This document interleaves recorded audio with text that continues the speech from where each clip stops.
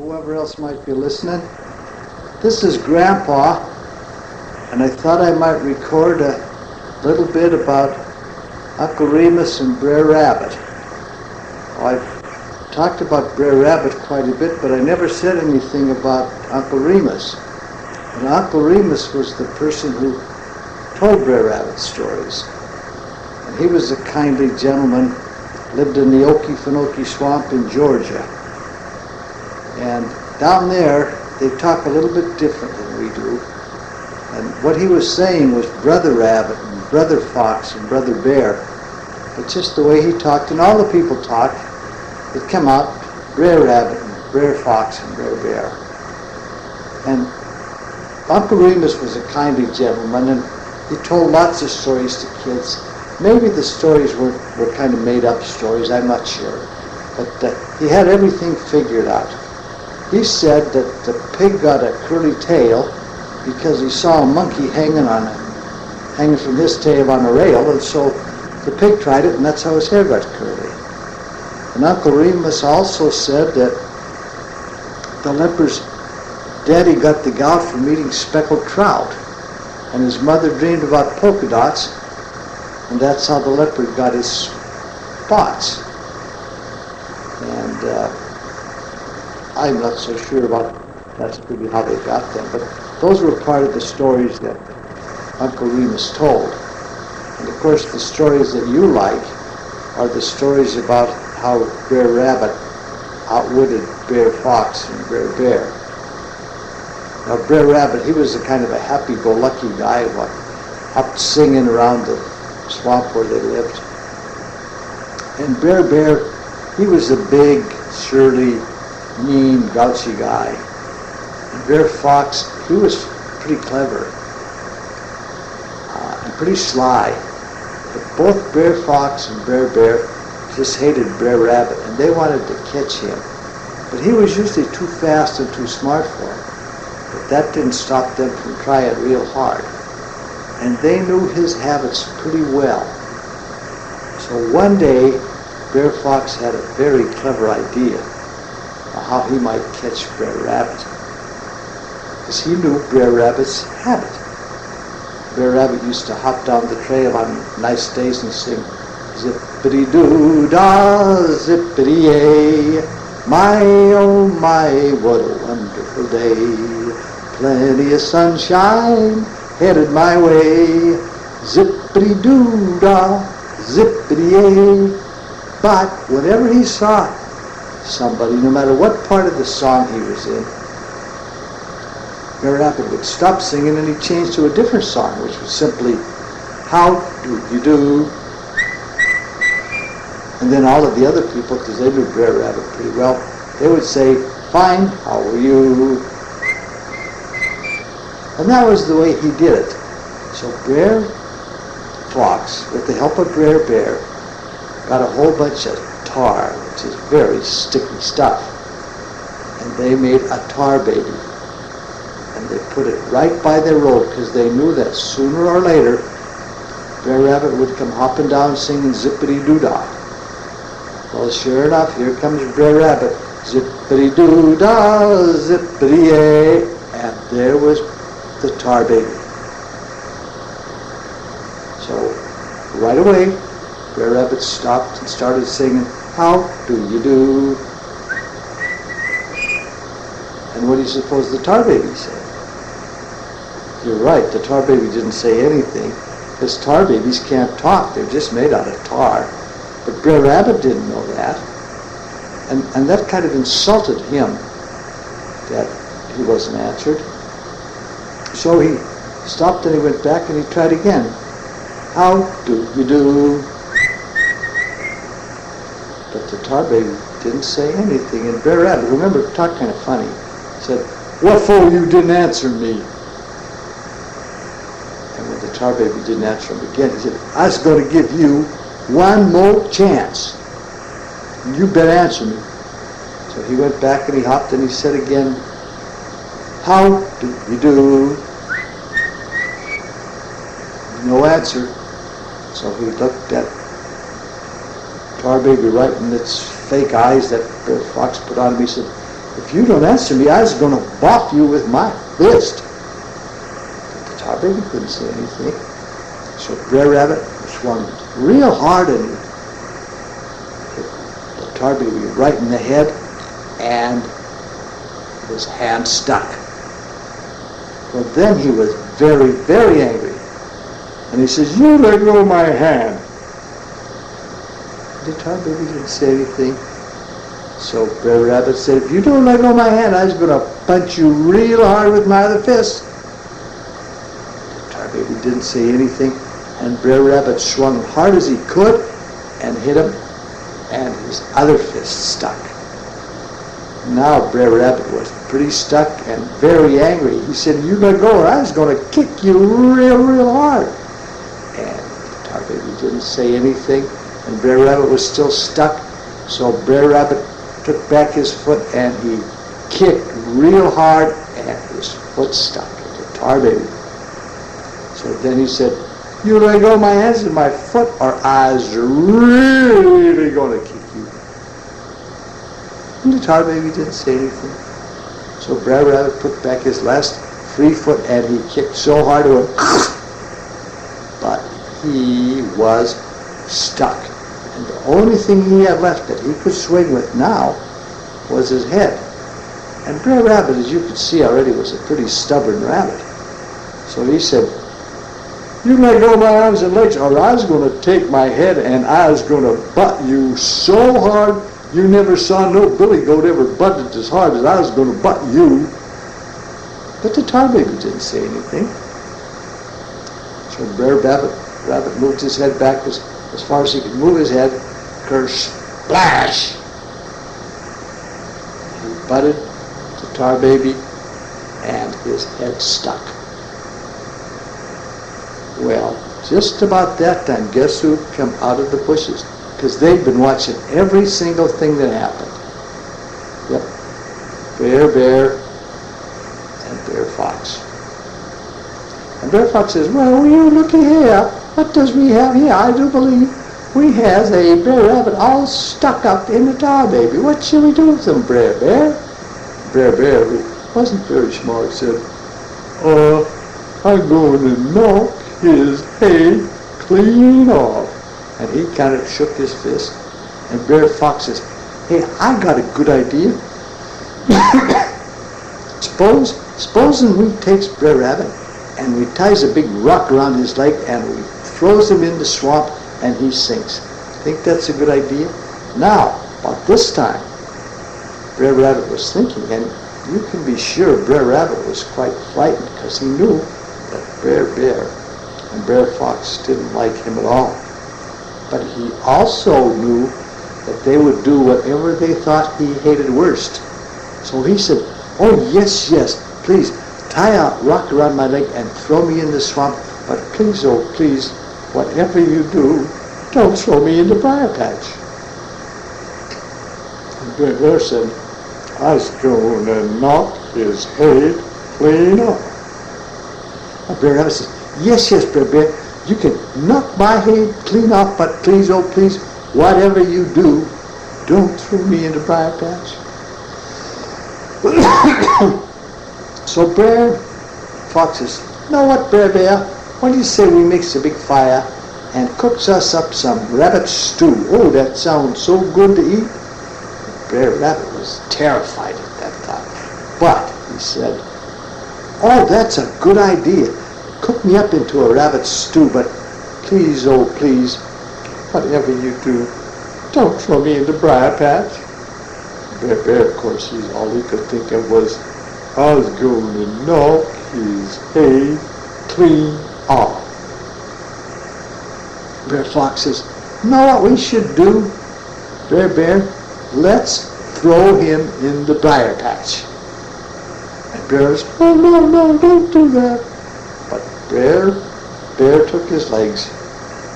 Brer Fox took his arms. 1, 2, 3, swing! And they threw him right in the middle of the briar patch.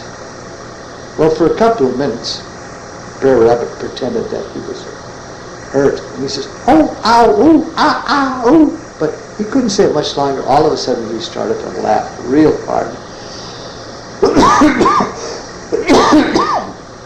And Brer Fox and Brer Bear both says, "What for you laughing, Brer Rabbit?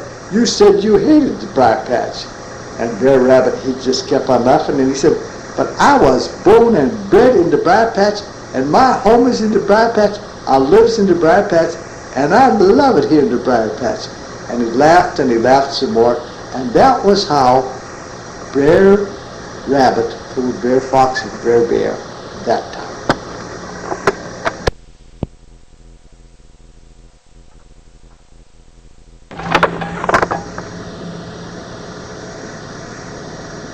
Now there was one other time when Brer Fox and Brer Bear caught Brer Rabbit just by laying beside the road where he hopped down, and when he was in the middle of the hop, they ran out from the bushes and they grabbed him.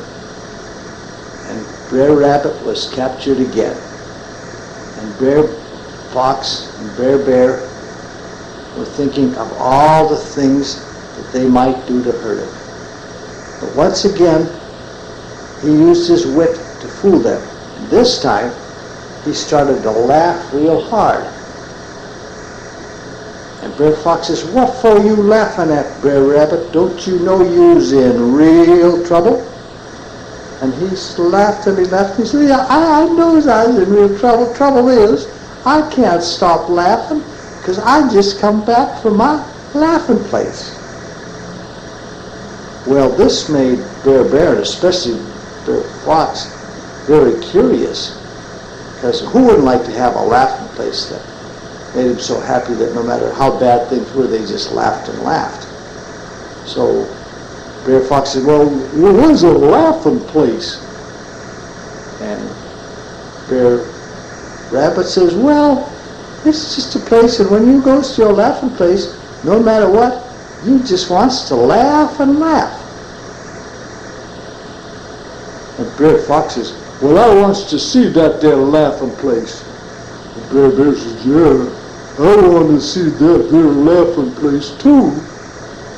And so Brer Rabbit says, "Well, it's kind of far from here, but if you want to come, I'll take you there."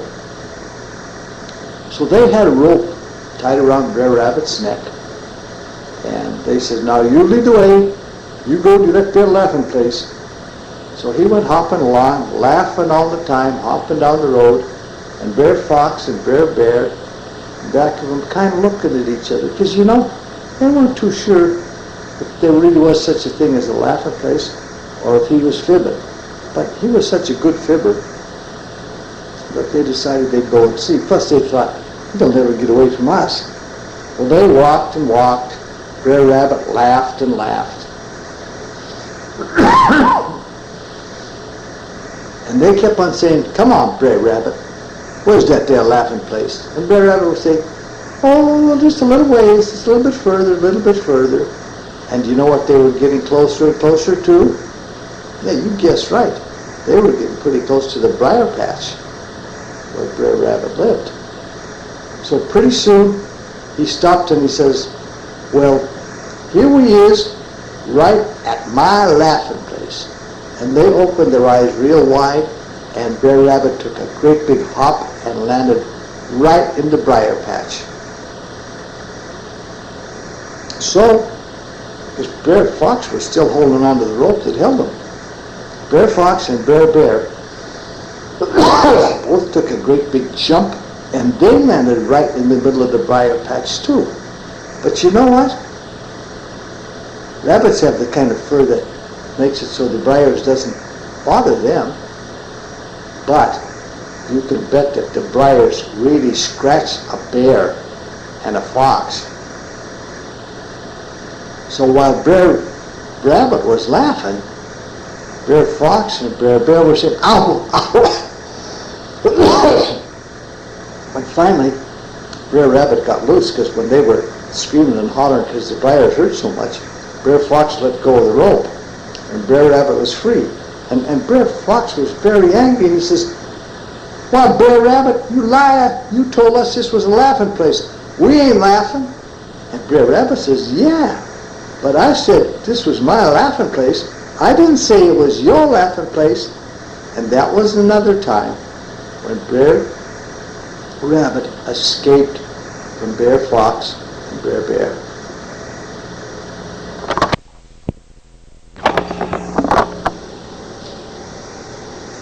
Now there's some room left on this tape, so I thought I might put some other things here. And one is a poem that your uncles all like, and I think they all learned. It's called Strictly Germ Proof, and it's by a funny man named Arthur Guiterman. The antiseptic baby and the prophylactic pup were playing in the garden when the bunny gabbled up. They looked upon the creature with a loathing undisguised. It wasn't disinfected, and it wasn't sterilized. They said it was a microbe and a hotbed of disease. They steamed it in a vapor of 1,000-odd degrees. They froze it in a freezer that was cold as vanished hope, and washed it in permanganate, carbonated soap. In sulfurated hydrogen, they steeped its wiggly ears. They trimmed its frisky whiskers with a pair of hard-boiled shears. They donned their rubber mittens, and they took it by the hand and elected it a member of the fumigated band. There's not a micrococcus in the garden where they play. They bathe in pure iodoform 12 times a day, and each imbibes his rations from a hygienic cup. The bunny, the baby, and the prophylactic pup.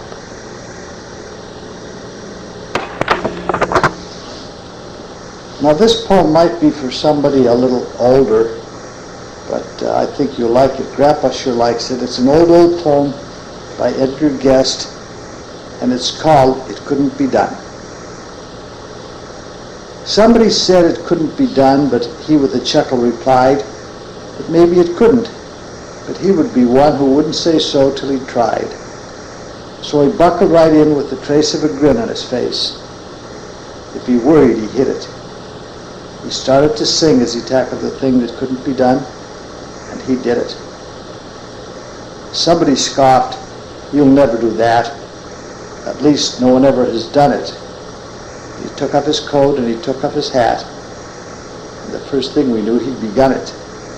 With a lift of his chin and a bit of a grin, without any doubting or quit it, he started to sing as he tackled the thing that couldn't be done. And he did it. There are thousands to tell you it cannot be done. There are thousands to prophesy failure. There are thousands to point out to you, one by one, the dangers that wait and assail you. But just buckle in with a bit of a grin. Just take off your coat and go to it. Just start to sing as you tackle the thing that cannot be done, and you'll do it.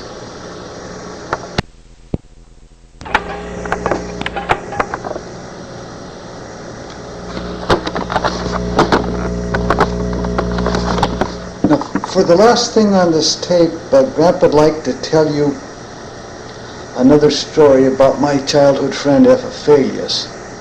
I don't think I ever told you guys this story before, but I know you know about Epiphaelius, and he was kind of a funny guy, and I have a lot of good memories from him. Well, this time was back during the war years. It was about 1942. Which must seem like an awful long time ago to you guys. And we were too young to be in the war, but we sure knew a lot about it. All of the movies were about soldiers and sailors and so forth. And besides that, because a lot of the people that would be on farms and that had to go to war, they encouraged people to have gardens to grow some of their own food. And they called them victory gardens. And there was one victory garden that we kind of had our eye on. And by we, I mean the whole gang of us. Besides Epiphaelius and me, there was Georgie Lee. He was a kind of a red-headed Norwegian kid. My friend Frank Crowley, he was one of us. And Butch Boyer and Bobby Denny. And we were all there, and we'd get hungry in the daytime, and we liked to do mischief. And mostly we liked green apples. Now, I don't know if they were very good. In fact, they were pretty bad, but you know, Butte's real cold, and apples don't get to be very big. In fact, they call them crab apples. But there was kind of an adventure involved in swiping apples from people's trees. I don't know if people even cared. And there was one tree that we really wanted to get at, and that belonged to Mr. Goodenberger.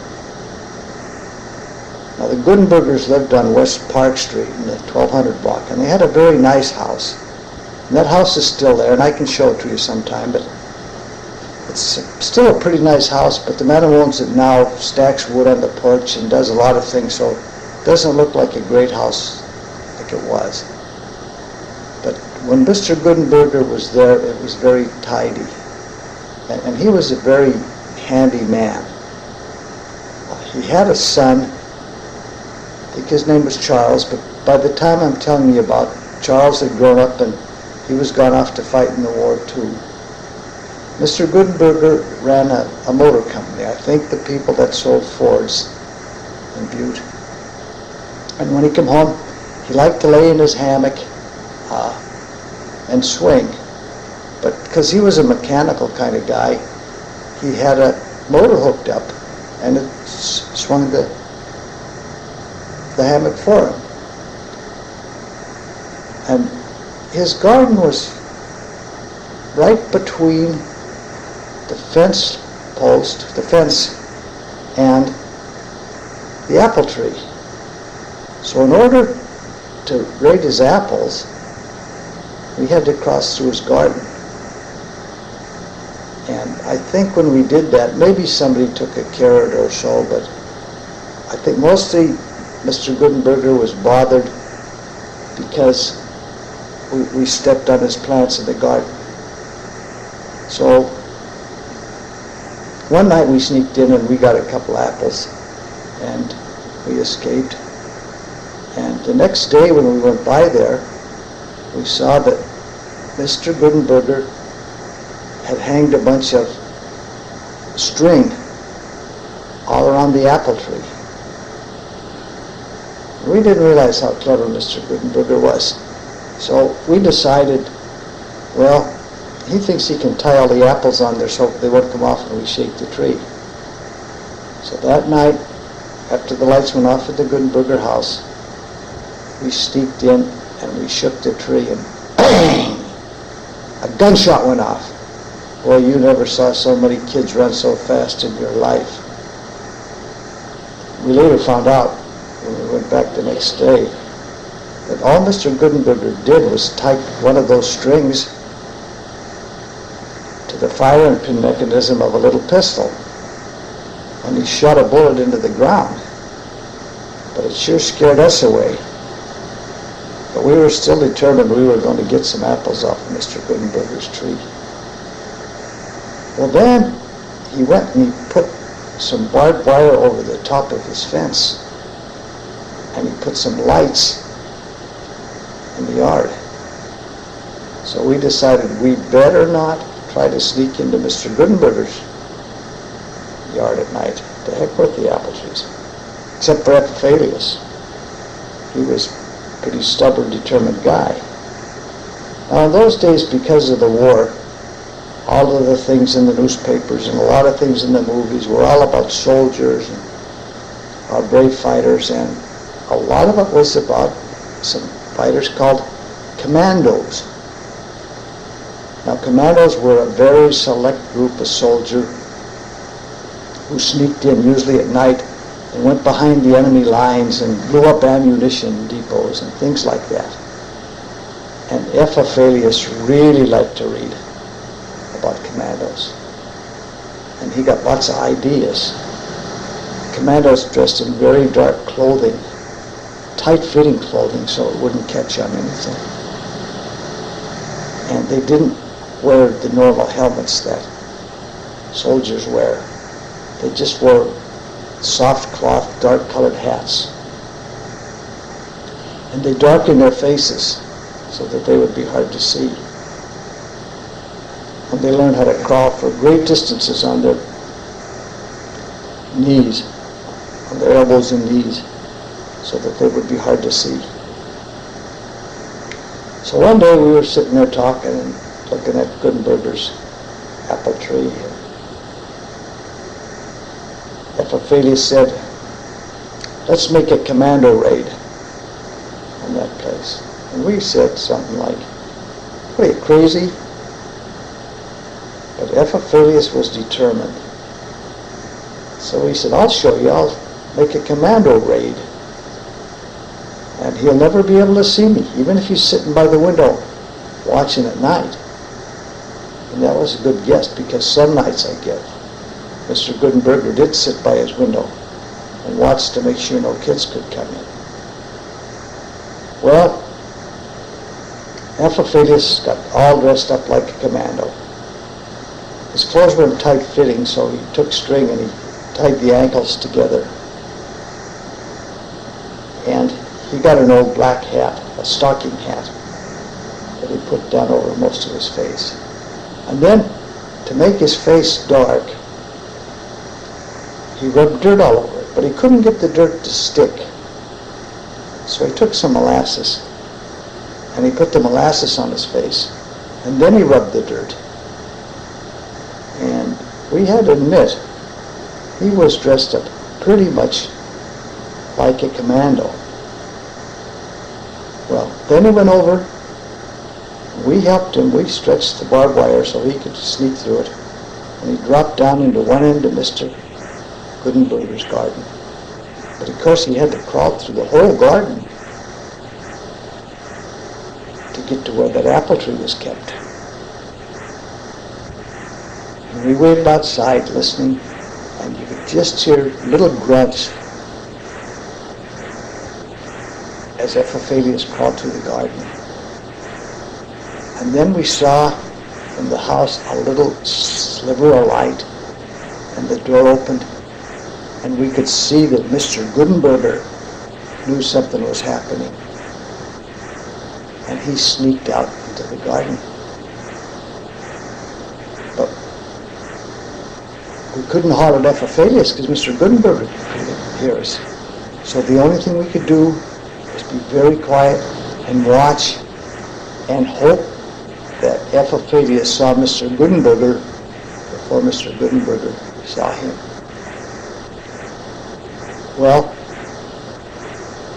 wasn't much happened for a long, long time. We could hardly even hear Epiphanes grunt. But then a disastrous thing happened. The moon started to come out. And there were some clouds, but whenever the moon was from out of a cloud, we could see Epiphanes in there, still crawling slowly through the garden, almost to the end of the garden, and to the place where the apple tree was. And we could also see Mr. Gutenberger sitting down with his legs crossed, waiting at the end of the garden, just about at the spot where Epiphanes would come out. And we watched and we worried for Epiphanes, and it was kind of exciting. But about the time that Epiphanes got to the end of the garden, some ants had smelled the molasses on his face because he was very close to the ground. And just as Epiphanes got within 2 feet of Mr. Gutenberger, an ant bit him, and Epiphanes jumped up and hollered, "Ow!" And just when he did that, the moon came from outside a cloud, and it jumped right into the face of Mr. Gutenberger. And when Mr. Gutenberger saw him with his black face screaming, "Ow!" and when Epiphanes saw Mr. Gutenberger, both of them jumped about 2 feet in the air and turned around and ran the other way. Well, I'll tell you, we didn't have to help hold the barbed wire open for Epiphanes to get across over the fence this time. He got over all by himself, although I think he might have torn his clothes. And Mr. Gutenberger, he was back in the house and locked the door faster than you ever saw it. Well, that was the end of that adventure. That was the last time we ever tried to to eat apples from Mr. Gutenberger's apple tree.